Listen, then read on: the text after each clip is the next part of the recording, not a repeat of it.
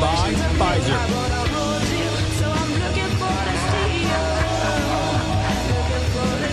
In this video, you're going to see the future. U.S. Treasury is higher. Breaking news. We've got a livestock there. Hello there, you Awakening Wonders. Thanks for joining me today for Stay Free with Russell Brand. And how long will I be free for? Wherever you're watching this, X, YouTube, ultimately we want you to make your way to Rumble and Rumble Premium. If you get Rumble Premium, you're supporting us and you get to participate in the glorious lineup that includes Tim Pool, Crowder, but Glenn Greenwald, Kim Iverson, so many free speech advocates. We'll be talking about the UK today and free speech in the UK. We're of course going to talk about the protests across the United States of America. We're going to be talking about Trump's tariffs, and I'm going to address as best I can the charges of sexual assault and rape in the UK that have been made against me. What I feel when looking at it with my heart as open as I can manage is that knowing that there are people that to whatever degree and for whatever reason willing to participate in a venture of this nature means that I recognise that I must have in some ways caused harm. In those Gideon hedonistic days, those ludicrous dark days, those days where I was part of a culture that then seemed to warmly applaud and celebrate Epicureanism, the relentless pursuit of pleasure, a kind of casual godlessness, the kind of godlessness that leads to the erection, forgive the word, of false gods everywhere. 1 minute this is your idol, the next minute this is your idol. Fall down, bow down and worship at their corporate and consumer altars. When I was in that world, I must have been captured by a kind of darkness. But remember, for 22 and a half years, I've been drug and alcohol free, and I have a pretty good memory of accounts. And I also know that I am a person that very much respects the idea of consent.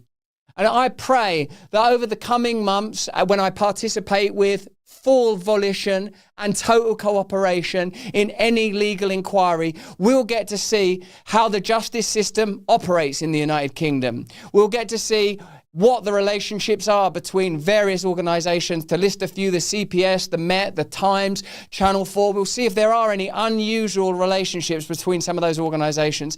It's difficult not to reflect that indeed the people participating in this are victims of a type, but not victims of me, because I've always been open. You can go and watch my stand-up comedy. You can read my book. I couldn't have been more clear that I was out there having sex with anybody who wanted to. And let me tell you, when you're a famous guy, people are up for it. People are up for it. I've got to be honest with you. That was part of the reason I even bothered becoming famous in the first place, because I thought this will be a glorious opportunity for hedonistic adventure. Surely then my life will mean something. Surely I can find some value in the comfort of strangers. Surely I can lose myself in endless pleasure. Well, you know, as a follower of Jesus Christ, I recognize that sex is a very, very powerful force. In fact, it says in the Bible that sex should only be practiced within the confines of a loving marriage because the force is so, so powerful. There's no question about that. I've learned a lot, and I'm grateful for the opportunity to tell the truth, to participate in a process of reconciliation and healing. Let me know in the comments and chat if you think that the United Kingdom judicial system and media is capable of delivering that. Obelia, sex without love is empty. True Pancake, Christ is King. Buddy 105, don't worry Russell, the motives in the UK are blatant given the historical context. It is pretty extraordinary the way that these events have worked out chronologically, isn't it? It's pretty interesting that because most, the allegations, just so you know, the charges, in fact, relate to events between 1999 and 2004. You probably won't even have heard of me until, I don't know, 2005, 2006. You know, so it means that when you heard of me, these things are already alleged to have taken place. So all the time that I was married to Katy Perry, all the time that the Me Too movement was happening, all the time, well, Remember when I was talking openly about the coronavirus and the corruption during the coronavirus era and how the media lied to us and shamed us and tried to control us, how companies like Pfizer and Moderna made record profits, how the UK inquiry into COVID was tepid, how people like Anthony Fauci ought to be regarded as criminals, how we have to have an open debate about the causes of war, whether they're the Middle Eastern wars or wars between Russia and Ukraine. It's interesting to me that once I was on the radar of the deep state and many of their affiliates within media, because the media and the government are not separate entities. The media and the institutions of power are not separate entities. We know that now. We'll start off by looking at the United Kingdom. If you are a UK resident, how do you feel in the UK right now? How do you feel about the rape gang crisis? How do you feel that there's going to be no inquiry into the rape gang crisis in the UK?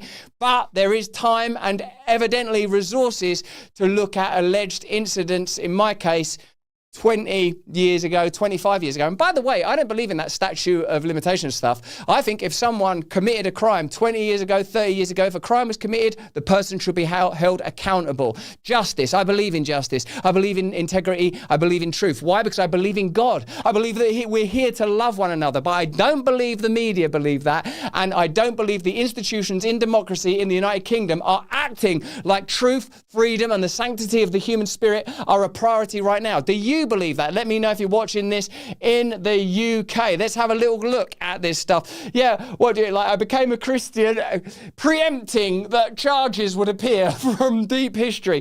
I acted hedonistically, knowing that in retrospect it would all pay off. But what I have to remind myself, it's weird because if you're a trending topic on something like X, and if you are watching us on X or YouTube or wherever you're watching us, remember you're going to have to watch us ultimately on Rumble. It's difficult not to get sort of solipsistic and narcissistic and think that you're kind of significant and important. I recognize that my only significance and importance is one of the operators in new media space that present a radical threat to patterns of communication that were long established. They were established with the Associated Press. They were established with the Trusted News Initiative. There are organizations and institutions that ensure that the information you receive is pre-chewed and doused in fluoride or whatever temperate chemical is required to keep you docile. So in a sense, I recognize that I'm not really significant other than the accidents of my circumstance, that I happen to be on YouTube relatively early, that I happen to be talking about the coronavirus relatively early.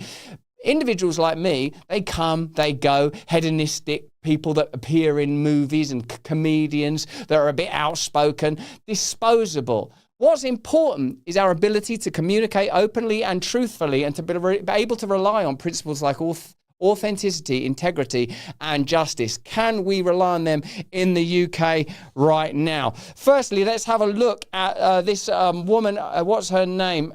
Lucy Connolly, that's been jailed for a tweet. This is a response to a Joe Rogan post.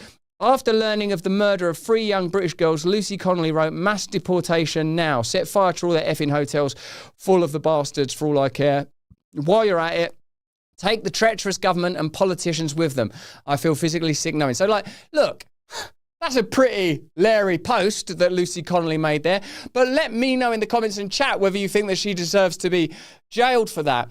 During the time of the murder of those 3 girls, I think a lot of us that were parents felt like, whoa, what's going on in the UK? I think many of us, when we learned about the rape gang crisis, felt, what's going on? And now many of us that are from the UK feel like, what's happening in that country now that people are being jailed for social media posts? Who's making these decisions? Who's making these choices? And to what end? If you're in the UK right now, do you feel that you're being represented with political integrity by the Keir Starmer government? Let me know in the comments and the chat. Do you know that it's not just Lucy Connolly. Apparently 30 arrests are made a day for offensive online messages. So you guys on Rumble, you best be careful what you put in the comments and the chat.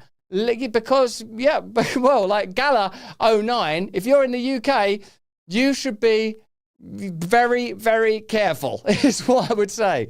You should be very, very careful. So listen, guys, this is a place, Rumble is a place where you can speak openly and freely, but the UK evidently isn't. Now, it seems that whether it's agricultural protests in the UK or protests directly targeting Keir Starmer, it's a place of deep unrest and dissatisfaction. Here's a sort of looks like pretty small protest actually, but a protest nevertheless taking place outside Downing Street on Friday. We want Starmer out! We want Starmer out! We want Starmer out! We want Starmer out! We want Starmer out! We want Starmer out! We want Starmer out! We want Starmer out! Thank you very much, Crowder, for the raid. Thank you, Timcast, for the raid. If you ain't a member of Rumble Premium yet, you should become a member of Rumble Premium. Then you get to be a participant in Mug Club, which is Crowder's epic and extraordinary popular online community, as well as Timcast. You get additional content from me, Crowder, Tim Pool, and all of the various Rumble free speech creators. And I want to thank Rumble once again for their ongoing support. Now, this is we've got a couple of articles here. There's one here about the 30 arrests that are getting made each day in the UK when it comes to social media activity, which seems pretty extraordinary. It seems pretty extraordinary that people are being jailed for making posts online, but there is no inquiry into the rape gang crisis. Let me know what you think about that in the comments and the chat. This is probably a right-wing politician, Rupert Lowe. He's been told that our rape gang inquiry is the biggest political crowdfunder in British history, all achieved in just 1 week, with almost no mainstream media coverage except for the Telegraph. So I suppose there are a lot of people in Britain that are still deeply dissatisfied and concerned about the nature of justice across the UK. This is a story from the Telegraph about the 30 arrests a day that are being made for online messages. The police are making 30 arrests a day for offensive posts on social media and other platforms. Thousands of people are being detained and questioned for sending messages that cause annoyance or inconvenience or anxiety to others via the internet, telephone or mail. Custody data obtained by the Times shows that officers are making about 12,000 arrests a year under Section 127 of the Communications Act in 2003. The Act makes it illegal to cause distress by sending grossly offensive messages. I suppose the more power that's afforded to the institutions of government and power, the more likely it is that they'll use their own discernment to criminalise people based on convenience. And increasingly what you'll see is views that are unpopular or voices that are effective being marginalised and criminalised. Tommy Robinson, some support for Tommy Robinson in the chat, but also some people saying that Tommy Robinson is supported by Israel in the free speech chat over there in Rumble. I want to say hello to those of you watching us on locals like Ashella, and lots of people posting some helpful information there about what's possible to post when you're talking about charges that pertain to crimes that you're alleged to have committed. And of course, I have to be cautious about that. And also, I do respect the rights of the complainants to total anonymity and total privacy. I have complete respect for the system of justice and will be fully cooperative, knowing in my heart that I'm completely innocent of these allegations, whilst I might be a broken man and a sinner. And in the past, while I lived within the jurisdiction of a broken, and I would say ultimately, I don't want to say evil, but somewhat diabolical culture, that I participated in ways that were normal in that culture, in all manner of activity that amounts to hedonism, promiscuity,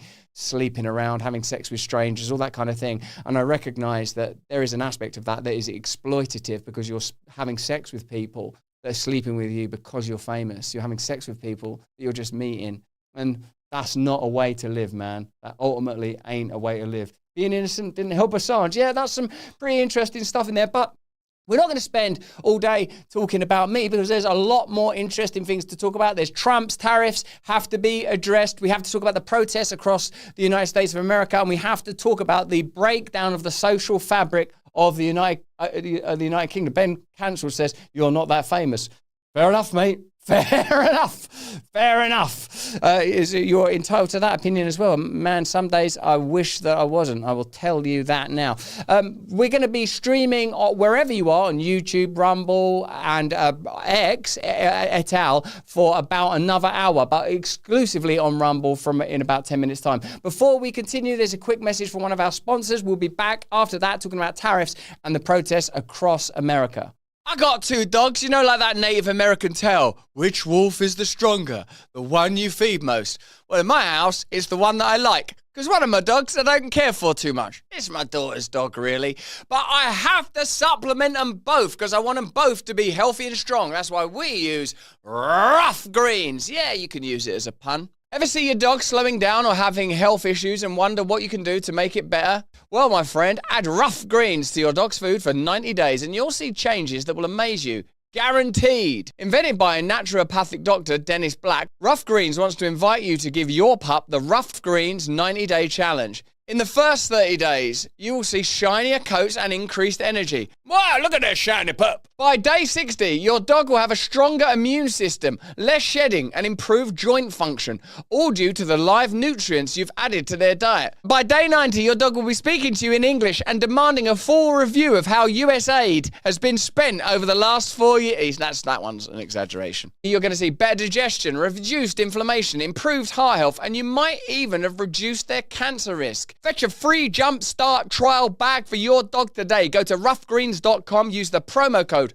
Russell. That's RUFF Greens. Rough Greens. Roughgreens.com and use the promo code Russell and just cover shipping. You don't have to change your dog's food to improve your dog's health. Just add a scoop of Rough Greens. Give it a little scoop. It's better than when it's coming out the other end, baby. Take advantage of our special offer, Rough Greens. Before we get into the Trump tariff story, let's just have a look at some legacy media moments and memes from the... Here's Trump. He's a variety of colours depending on where you watch him. You watch Trump on Fox, he's a normal human colour.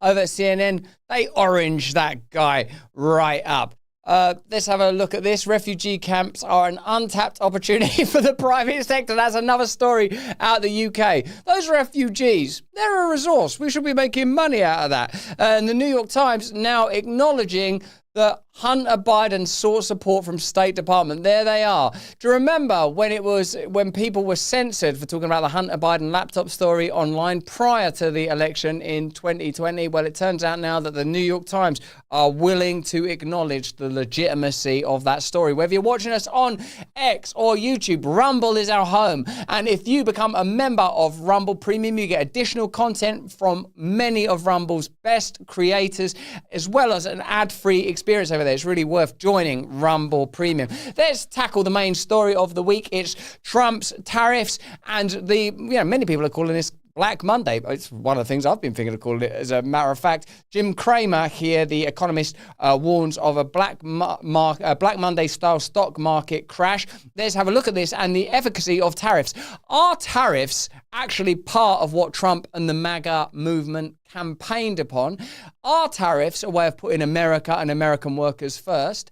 Are the tariffs, in a sense, the kind of policies that could come from left or right? Are they a way of ensuring that globalism at least experiences some limitation and some control? Let me know in the comments and chat what you think about those tariffs. Is it irresponsible of Trump and the Trump administration to introduce measures that impact the global economy in the manner that they do? Or will they bring the Chinese and America's various trading partners to the table? And let's have a look too at how legacy media are handling this story and whether or not they're using it to leverage further vilification and loathing of Trump and MAGA. Let us know also how you feel in the early part, the first sort of quarter of the first year of the Trump administration, on whether or not he's delivered on a variety of various areas such as geopolitics and war and health and vaccines. Do you feel you're getting what you voted for? The Middle East, relationships with Israel? Let me know in the comments and chat how you feel about it. Let's get into it. The president doesn't try to reach out and reward these countries and companies that play by the rules in the 1987 scenario, the one where we went down 3 days and then down 22% on Monday, has the most cogency. We will not have to wait out too long, will we? We'll know by Monday. Fortunately, we had an excellent set of employment numbers today. At least it makes it less likely a crash will necessarily lead to a recession. But if President Trump stays intransigent and does nothing to ameliorate the damage that I saw these last 2 days, I'm not going to be constructive here. I will contain my anger, but only because I lived through 87, and in the end, I came out okay. I was in cash for the crash. I know what this feels like.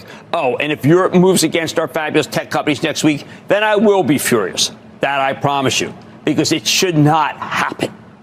Trump says he won't be negotiating with Europe over these tariffs. Have a look at that. Europe's treated us very badly. We put a big tariff on Europe.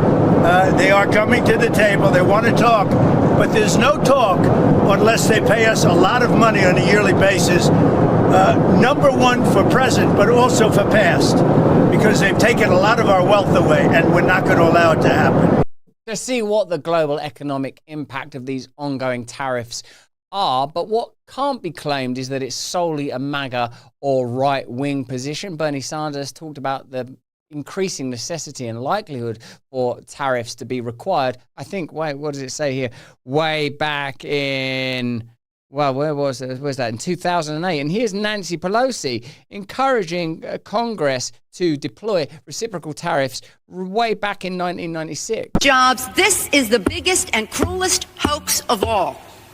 Not only do we not have market access, not only do they have prohibitive tariffs, not only are our exports not let in very specifically, but China benefits with at least 10 million jobs from U.S.-China trade.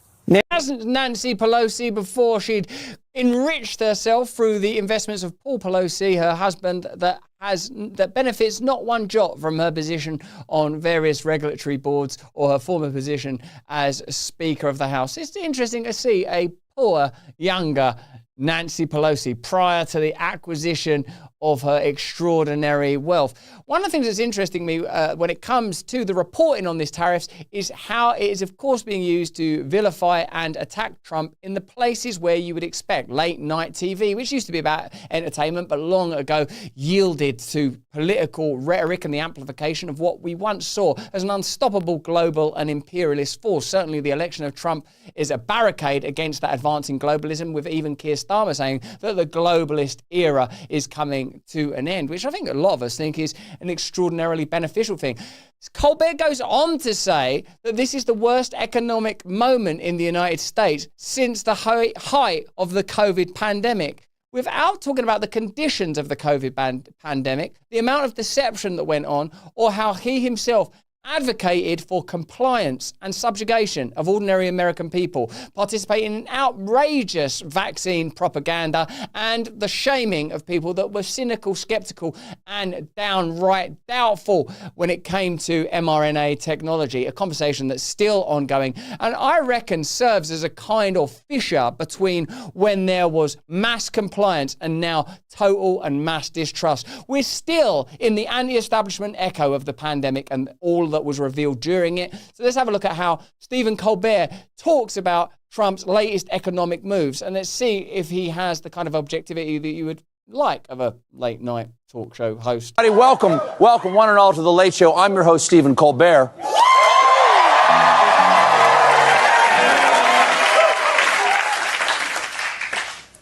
How you doing?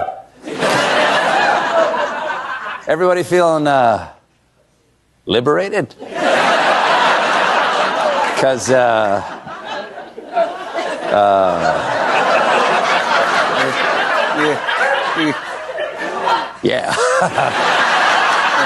Today was the first day of trading on Wall Street since Trump slathered our economy in honey and staked it down next to a fire anthill. And the Dow Jones nosedived 1,700 points,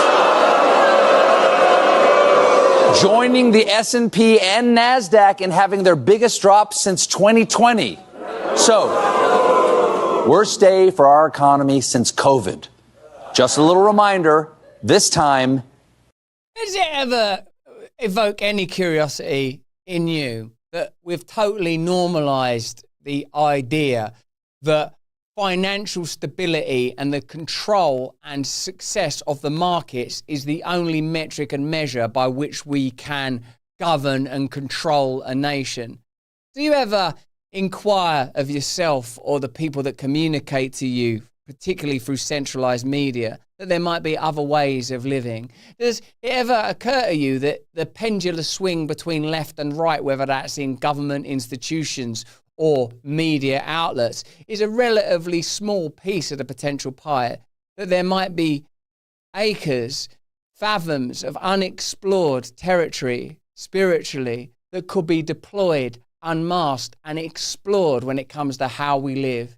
Do you know that new models may yet emerge? that as long as you see that which is measurable as the only means by which we can govern, that we will remain controlled by the limited purview of people that control institutions of finance, institutions of media, institutions of online communication, that will always benefit from further censorship, will always advocate for more and more control, that will ultimately always attempt to curtail and incur against your personal sovereignty. It's only when you awaken to a spiritual perspective that suddenly you see in lurid and clear light the depth of hypocrisy and corruption within these institutions, and what limited fare you are offered at their corrupt and hypocritical smorgasbord, a beggar's banquet indeed. There could be so much more. We could live in such glory. We are attuned to such beauty. The possibility of salvation is within us all. The possibility for real change is just within our grasps. People like Stephen Colbert, like reporting on the NASDAQ, like it's a football team, reveals to me the depths to which we have accepted the position of subjugation, almost to the point of spiritual slavery. He's the disease.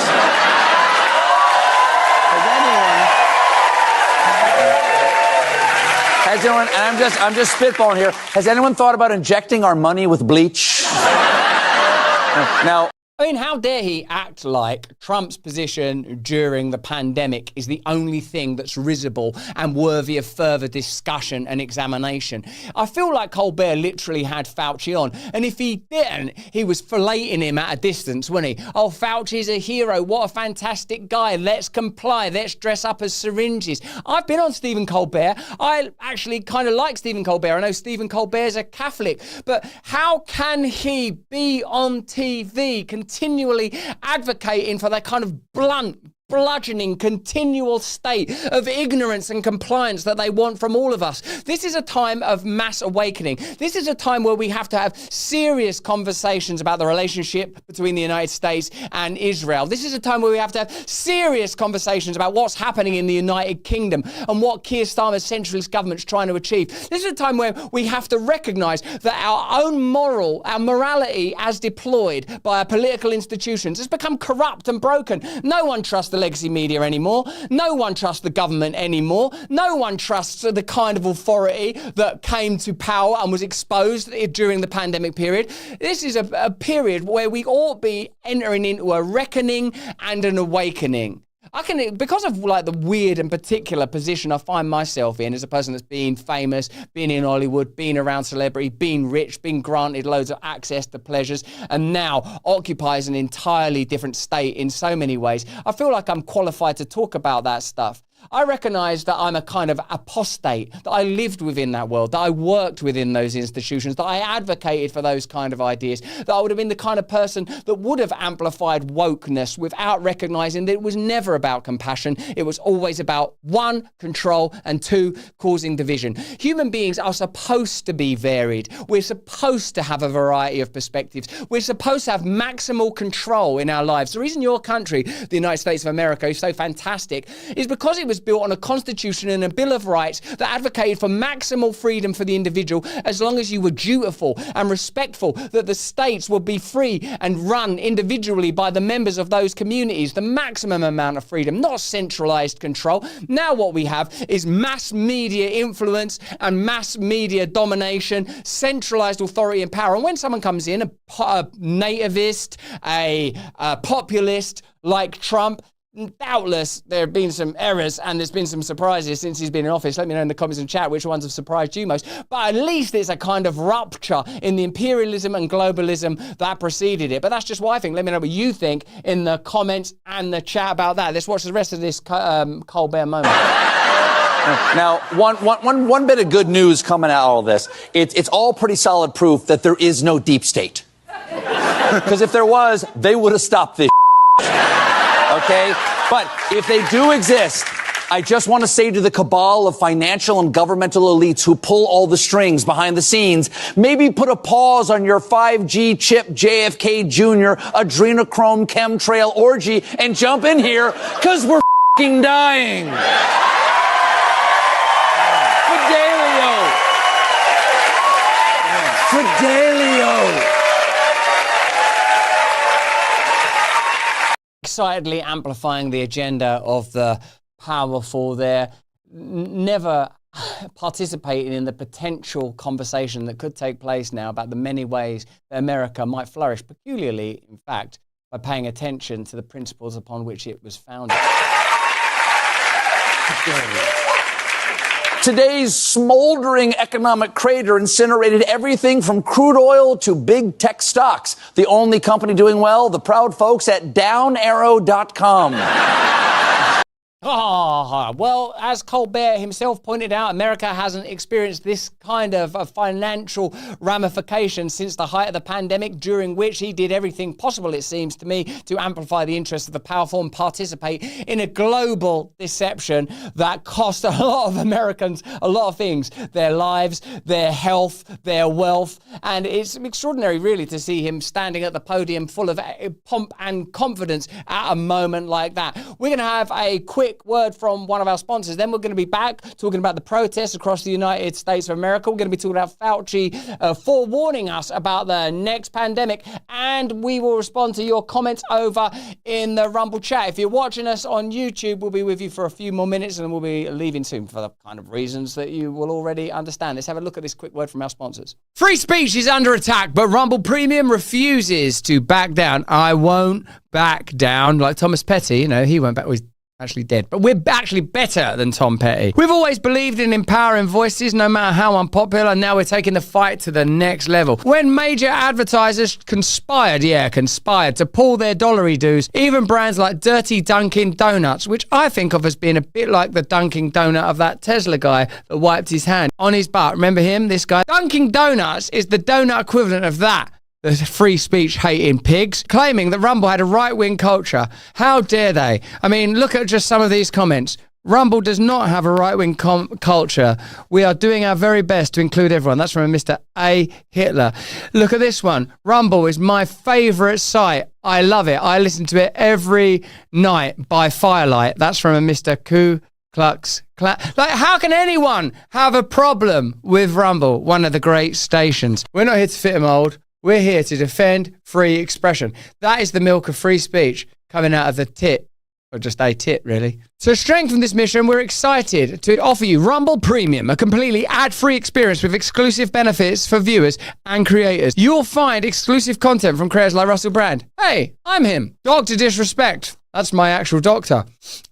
Timcast. Yeah, Timpo. The Mug Club. Yeah, go on, Crowder. We're going to come there. We're going to go on that show. It's more than a subscription. It's a stand for free speech. You're subscribing to freedom. Your voice matters. Join Rumble Premium. For a limited time, you can get $10 off an annual plan using the promo code BRAND. Visit rumble.com/premium, promo code BRAND. Together, we can turn the tide. Whether you join Rumble Premium or simply keep watching, your support helps keep free speech alive. Join Rumble Premium and help keep free speech alive, baby. If you're watching us on YouTube, we're leaving you now. You know why, because YouTube is a participant in the Trusted News Initiative. That is a nexus of media organizations that recognize that their real opponent is independent media. And actually beyond that, your freedom of thought. The Trusted News Initiative are a dangerous organization and we have to oppose them. They may offer you the occasional mea culpa. Oh, we were wrong about the pandemic. We were wrong about Hunter Biden. We were wrong about so much. Well, it's too late now, baby. Join us over on Rumble. Click the link in the description. We're going to be talking about Fauci. We're going to be talking about the protests across America. You're a fascist. You're a racist. You're a rapist. You can call people anything these days. You can time travel around, digging up stuff and making all sorts of allegations as long